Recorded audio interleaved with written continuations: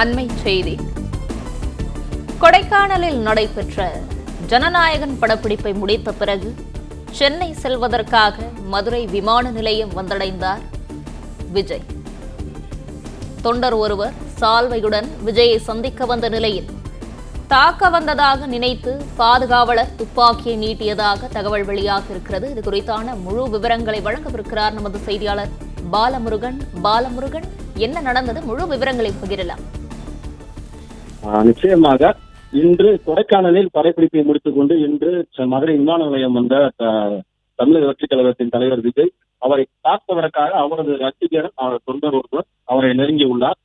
விமான நிலையத்திற்கு வந்து அவரை நெருங்கியுள்ளார். அப்போது பாதுகாப்பு பணியில் ஒய்பிரிவு பாதுகாப்பு பணியில் இருந்த அதிகாரி ஒருவர் தலையில் துப்பாக்கியை வைத்து அவர் அந்த தொண்டரை அப்புறப்படுத்தியுள்ளனர். இந்த காட்சி தான் பார்த்து வருகிறோம்.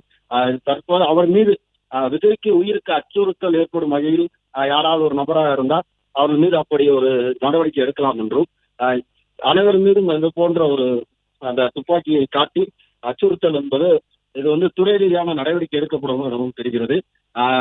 3 நாள் படப்பிடிப்பதற்காக சென்னையிலிருந்து தனி விமானம் மூலம் விஜய் கடந்த மே 1ஆம் தேதி மதுரை வந்திருந்தார். இங்கிருந்து அவருக்கு மதுரை விமான நிலையத்தில் தொண்டர்கள் உற்சாக வரவேற்படுத்தினார். அதனை ஏற்றுக்கொண்டு இங்கிருந்து அவர் கார் மூலம் கொடைக்கானல் புறப்பட்டார். அங்கு படப்பிடிப்பு முழுவதும் பங்கேற்றுவிட்டு இன்று மதியம் 12 மணி அளவில் அங்கிருந்து புறப்பட்டு கார் மூலம் இங்கு வந்திருந்தார்.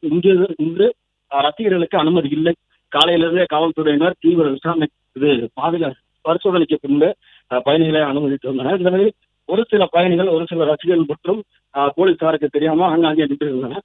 இந்த நிலையில் விஜய் அங்கிருந்து, அதாவது கார் மூலம் விமான நிலைய உள்வளாகத்திற்கு வரும்போது தொண்டர் ஒருவர் அவருக்கு சால்வை அனுப்பப்பட்டதாக கையில் சால்வையோடு நின்று கொண்டிருந்தார். அவரை ஒய்பிரிவு பாதுகாப்பு அதிகாரிகள் பவுன்சர்கள் தடுத்து நிறுத்திக் கொண்டிருந்தனர். அப்போது விஜய் காரை விட்டு இறங்கும்போது திடீரென ஓடி வந்து விஜயிடம் சால்வை கொடுப்பதற்காக ஓடி வந்தார். அப்போது அவரை ஒய்பிரிவு பாதுகாவலர் ஒருவர் துப்பாக்கியை காண்பித்து அவர் தலையில் காண்பித்து அவரை அப்புறப்படுத்தும் காட்சிகளாக இருக்கிறது.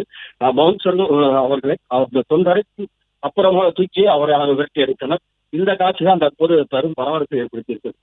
பிளே ஸ்டோர் மற்றும் ஆப் ஸ்டோரில் இருந்து பாலிமர் செயலியை QR கோடு மூலம் பதிவிறக்கம் செய்யுங்கள். செய்திகளை உடனுக்குடன் பெறுங்கள்.